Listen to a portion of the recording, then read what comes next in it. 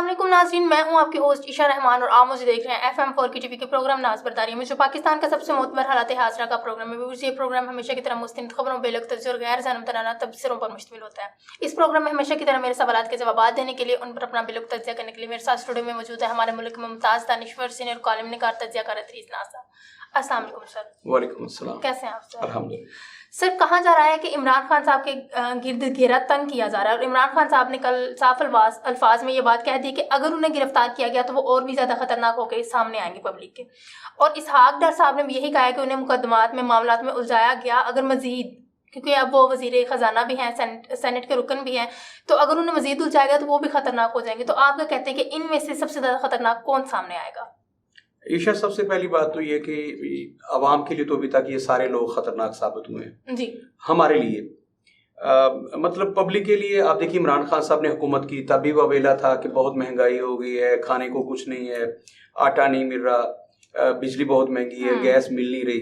ये खान साहब के दौर में भी होता था। खान साहब गए हैं तो उसके बाद तो खैर महंगाई का वो तूफान आया है, अल्लाह मानल हफीज़। अब सच में मतलब हम पहले अखबारात में पढ़ते थे और उसका शौक पहुंचता था कि आम बंदा जो है, जिसे हम ले मैन कहते हैं, वो तो मैं भी हूँ खैर, लेकिन उस शिद्दत से महसूस नहीं होता था। बिजली का बिल हम दे रहे थे, खाने पीने की चीज़ें मिल जाती थी। लेकिन जब शहबाज शरीफ साहब आए हैं, वो लोग जिन्होंने महंगाई के खिलाफ मार्च किया और उसके बदले में हुकूमत गिराई और इक़्तिदार में आ गए, उसके बाद जो महंगाई का तूफान आया, अल्लाह जानता है कि उसने सचमुच सातवें आसमान तक चीखें पहुंचा दी हैं। अल्लाह पता नहीं क्यों नहीं हमारी सुन रहे जी। तो ये हम सब के लिए, जितने भी पॉलिटिशियंस हैं, ये बहुत खतरनाक हैं, इसमें कोई शुबा नहीं। हमारे लिए तो सारी खतरनाक है। इसहाक डार साहब बहुत खतरनाक है, इतने खतरनाक है, इस मुल्क को उन्होंने बड़े इत्मीनान के साथ लूटा, पिछले 30-35 साल में बड़े इत्मीनान के साथ लूटा।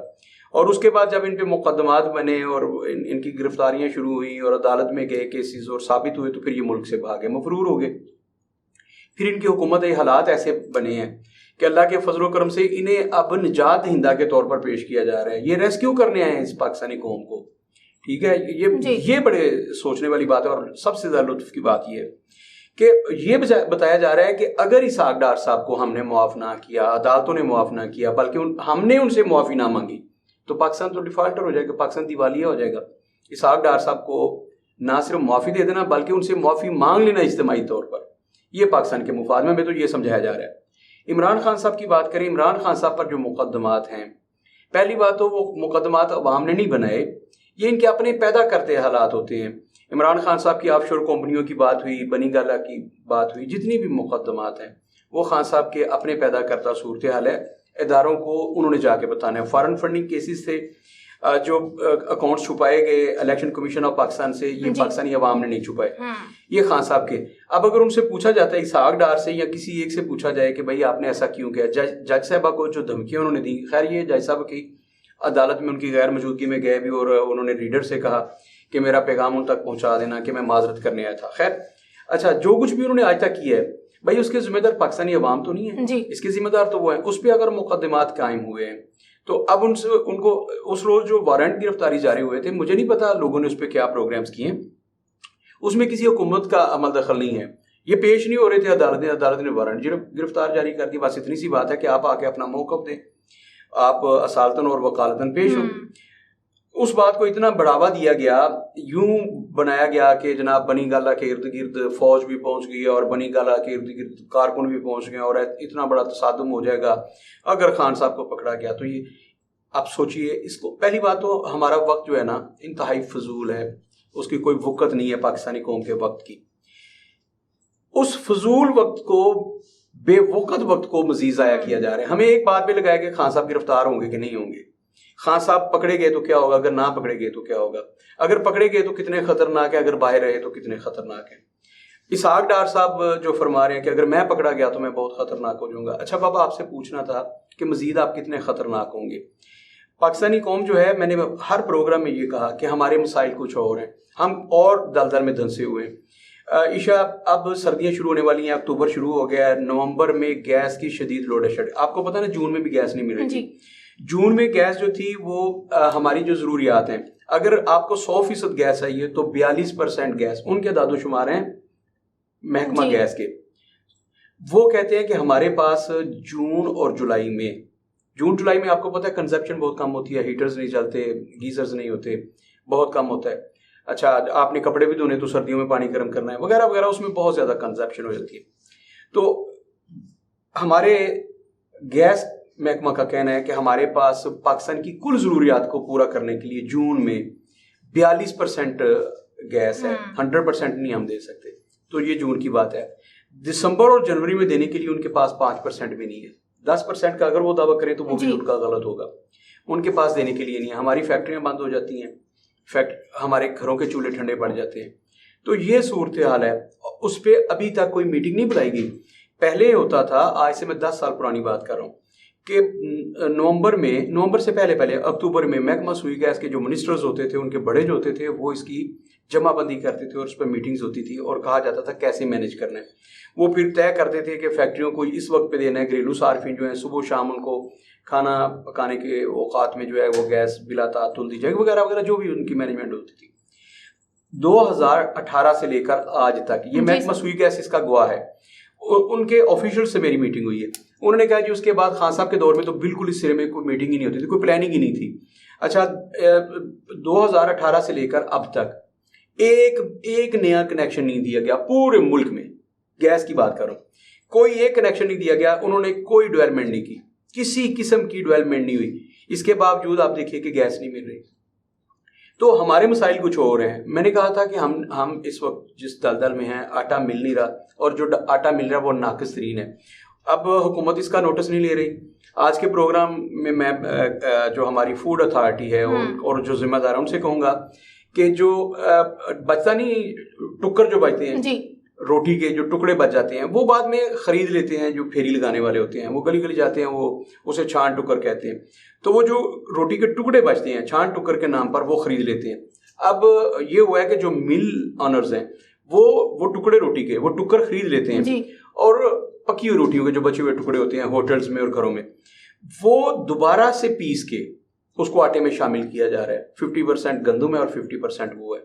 تو وہ چیزیں وہ ہم کھا رہے ہیں گھروں میں. اسی لیے کوئی بندہ صحت مند نہیں ہے. جب آپ صبح اٹھتے ہیں تو ہر بندہ کہتا ہے کہ میرے سے تو اٹھا نہیں جا رہا تھا. بھائی آپ کے اندر انرجی کہاں سے جائے گی؟ نہ آپ کو دودھ خالص مل رہا ہے. تو حکومت کے کرنے والے جسے ہم گورنمنٹ کہتے ہیں نا, اس نے گورننس کرنی ہوتی ہے. گورننس میں یہ آتا ہے کہ آپ کو صاف ستھری چیزیں ملیں اور ان کے ریٹس جو ہیں وہ گورنمنٹ جو مقرر کرے اس پہ ملے. آپ کو گوشت اس ریٹ پہ نہیں مل رہا جو گورنمنٹ مقرر کرتی ہے. کوئی ایک چیز آپ کو اس ریٹ پہ نہیں مل رہا جو حکومت مقرر کرتی ہے. میں بار بار سوچتا ہوں کہ یہ ڈی سی صاحبان جو ہیں یہ بیٹھے ہوئے ہیں نا, آپ پہ کلیکٹرز ہیں, گورنمنٹ کے لیے ریونیو اکٹھا کر رہے ہیں تاکہ وہ اللہ ترلے کریں. ان کی پولیس بیٹھی ہے تو اس لیے بیٹھی ہے کہ جو حکومت ہے وہ آرام سے حکومت کرے.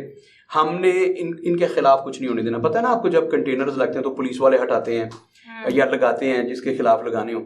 تو آپ لوگ اب ذرا دیکھیے کہ ملک کی سمت میں جا رہا ہے.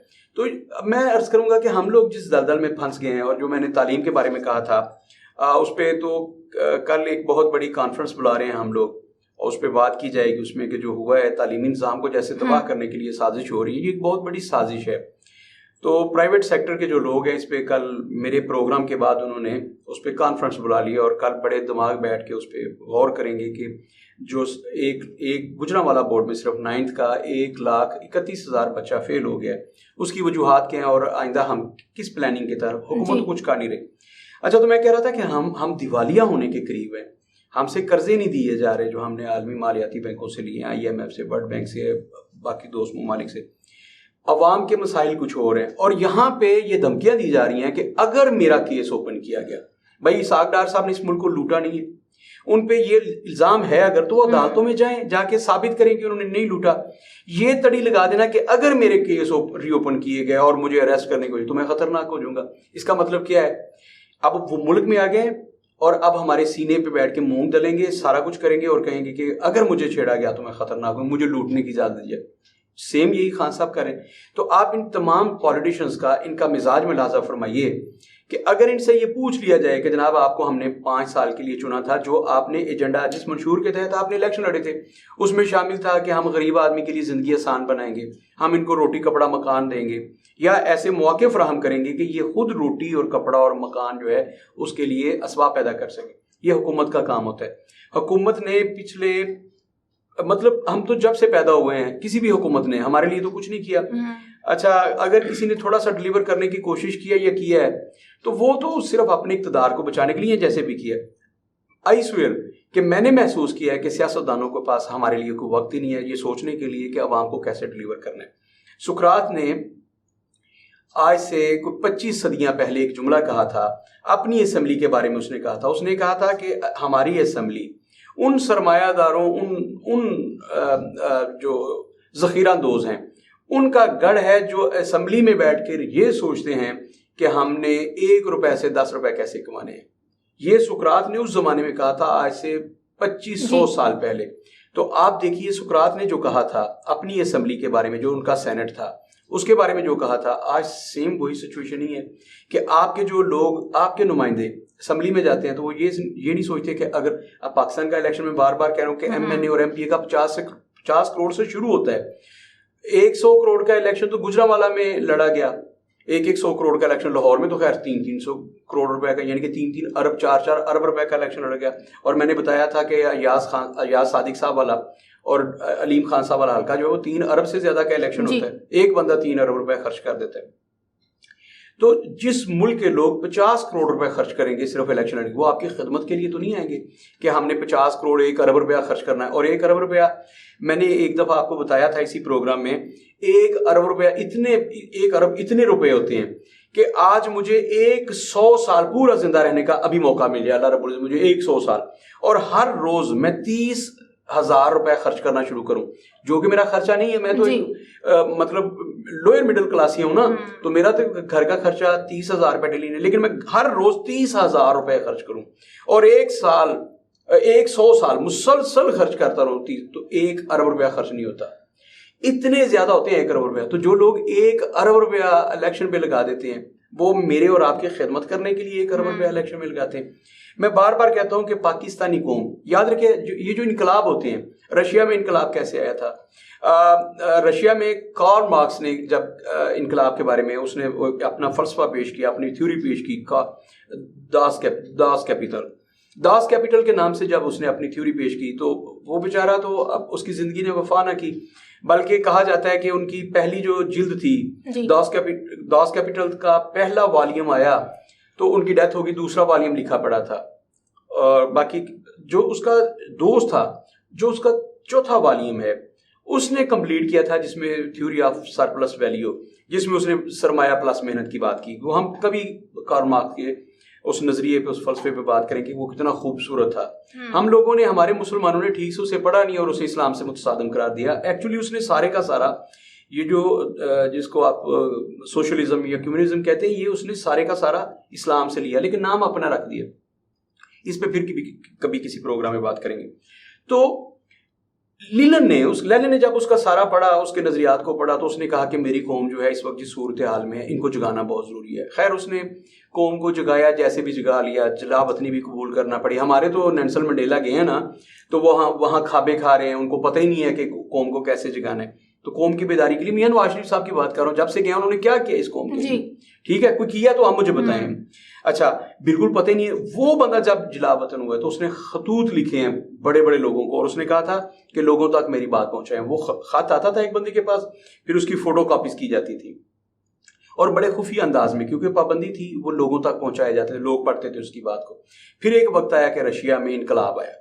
وہ الگ بات کہ اس انقلاب کے غبارے سے ہوا کیسے نکلی ہم اس پہ جب انقلاب رشیا کی بات کریں گے.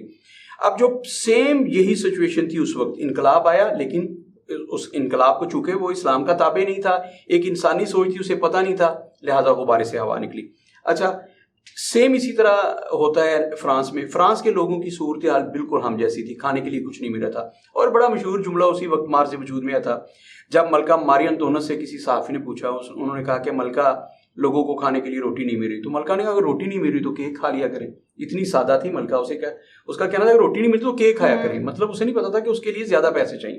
اچھا تو جب نپولین بوناپارٹ نے یہ دیکھا کہ میرے ملک میں وہ اس وقت کے جنرل قمر جاوید باجوہ تھے فرانس کے جب انہوں نے دیکھا کہ میں ان کے لیے جنگیں لڑ رہا ہوں ان کی سرحدیں ان کا جغرافیہ وسیع کر رہا ہوں اور یہاں کے ملک کے جو لوگ ہیں انہیں 2 وقت کی روٹی نہیں ملی تو پھر ایک انقلاب آیا.